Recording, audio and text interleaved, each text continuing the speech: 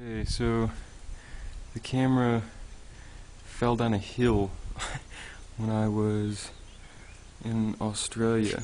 So it's kind of a hill on the side of a mountain, but the lens got banged up pretty good, and so it doesn't focus completely. But these are the gates to the monastery that I'm staying at, and the wall runs down just a little ways and then stops, and basically the whole mountain behind there is monastery property.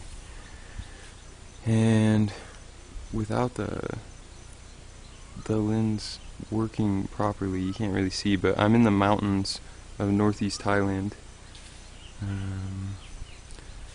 and I decided to send the camera home because I can't really, every picture is basically out of focus, and so let's see here. Let's set it up and talk. But here I am. I ordained on the 1st of March. And I ordained as a novice at Wat Sala Noi Thailand, which is where Ajahn Mahaboa was at, where he died and where he was cremated. And then I was fully ordained later that same day. And yeah, so then after hopping over to Laos and trying to get my visa situated and stuff, I basically just settled in here at the monastery. I'm kind of tired, and but I wanted to get this taken care of. So yeah, daily routine. I wake up around 3, and I have the morning to myself until 5:30, and then at 5:30 we clean the sala, which is like the meditation / dining hall. At 6:30 we head off for Bindabat, which is like alms food begging. So we go to a village just down the road a ways, and there's probably 50 houses at most, and so we all walk through the village, and they give us like rice and bananas and whatever they feel like feeding us, and then we come back up here and we eat, and probably by like 8 o'clock eating and cleanup and all that's done, and then I have the day to myself until until 3 o'clock. There's sweeping, so I'm still having the day to myself, but I sweep somewhere at the monastery. It doesn't really matter where. I sweep for about half hour, and then still free until evening chanting. So evening chanting starts at 7, lasts until like 8:30. So we all gather, put on our robes properly, and chant for that time. And then we go back to our little kutis, which a kuti is like the little wooden cabin thing that they build for monks over here.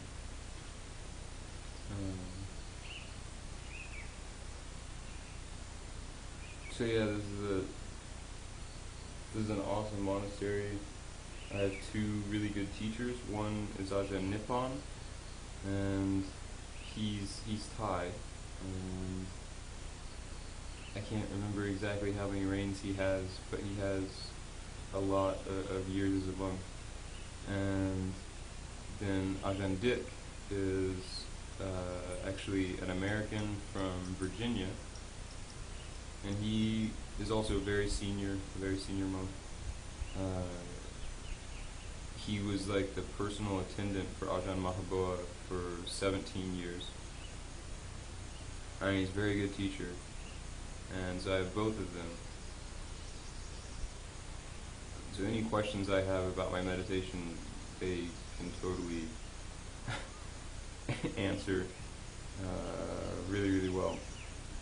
And that's the main reason I decided to stay here. I was visiting Thailand, and then I came across these two teachers at this monastery, and there's a few Westerners here right now. There's 2 Germans, 3 Americans, and then the Thai monks. So it's nice because I can still speak English to quite a few people, and at the same time I can learn Thai and ease my way into Thai.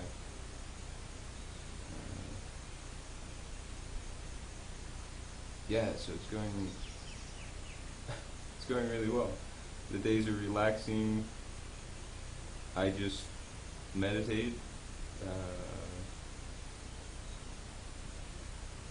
That's basically all I do. All I do right now is meditate, which is really nice because this is the first time, even homeless and all of that, there was always something I had to go and do, like just finding food or a shower or anything like that.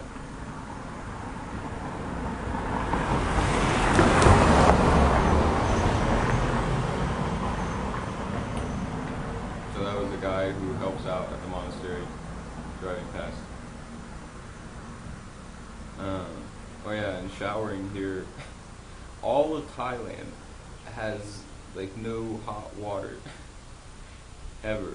So showering, unless you're in like a Western tourist area, and then they have these little hot water machines on the sides of bathrooms.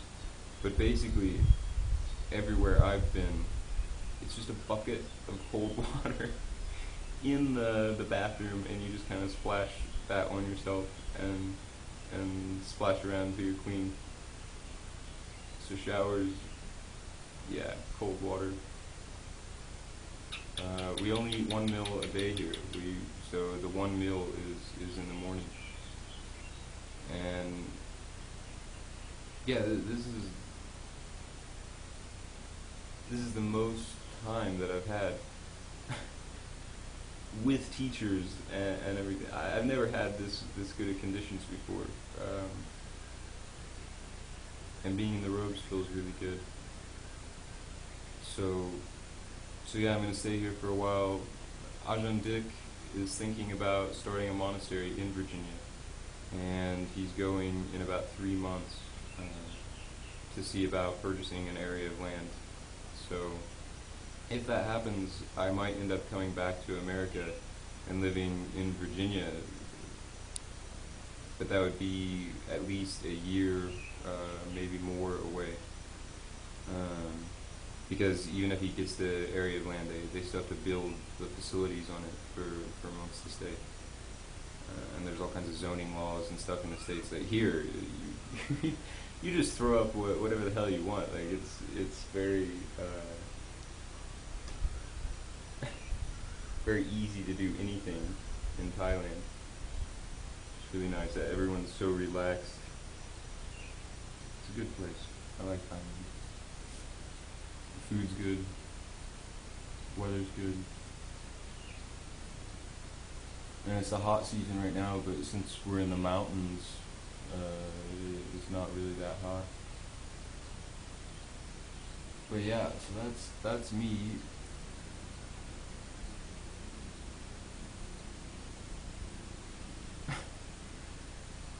That's me.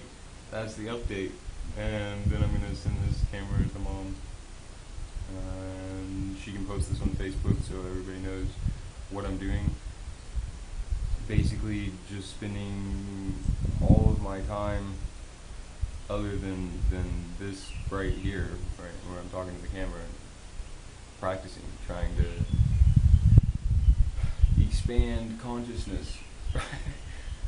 So wherever that leads, I have no idea, but it becomes kind of like addicting, like a video game or something. I sit and meditate, and I don't know. It starts off so simple, and it is really simple, watching the breath. But like, then you notice the mind's wandering off, and the reasons why the mind wanders off. It's like I don't know, but it gets really addicting and really. I don't know about fun, but very interesting. And yeah, I'm gonna keep doing that as long as I feel like doing that. Basically, meditating and growing and seeing where it leads. Uh, yeah, I miss all of you guys. Like that gets heavy sometimes. Like sometimes really heavy. Because yeah, I have good family and really good friends. And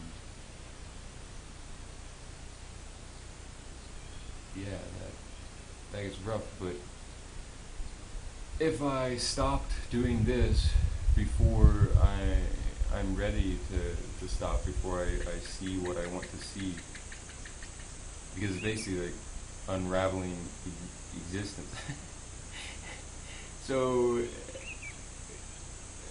until I go as far as I can with that, it would always haunt me. Like if I came back home, I would just know that I had all the conditions to do what I've always wanted to do, like answer all the questions that I've always had, like the meaning of life type of stuff, and like what are we, why are we here, what is going on. Yeah, it would. That's kind of why it's addicting too, is because it haunts me. So like, I can't help myself. I have to go back and start looking again and meditating. Yeah. So I'm gonna stay until I see as much as I possibly can, and grow as much as I can. And then whenever I'm done, obviously I'll come back to where I started. Uh, yeah, but I have no idea whether I would come back as a monk or go back to late. Until I see what's there and what is going on. I have no idea what I'm going to do. Like at the end of it, because I have no idea I haven't seen clearly yet. So yeah, it's all a bunch of questions right now. You know?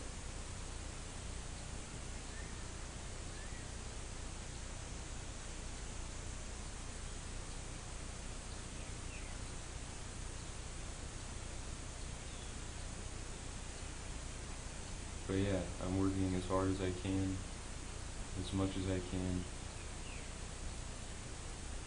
to basically unravel human existence. Like, answer all the questions. Yeah.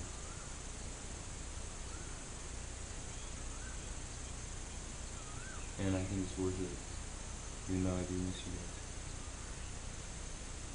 So anyways, that's me in Thailand at a kick-ass monastery meditating, and then this will be the last communication for however long however long that is. I never know how that goes either, because like I'll think, okay, I have no way to access the internet, and then the next thing I know, somebody comes along and is like, hey, you want to get on the internet?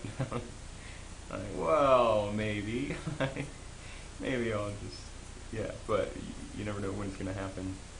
Um, and especially now that I'm settled in the monastery, it probably won't happen very often, because the monastery doesn't really have internet, and it's on a mountain in the middle of like nowhere in northeast Thailand. So yeah, but yeah.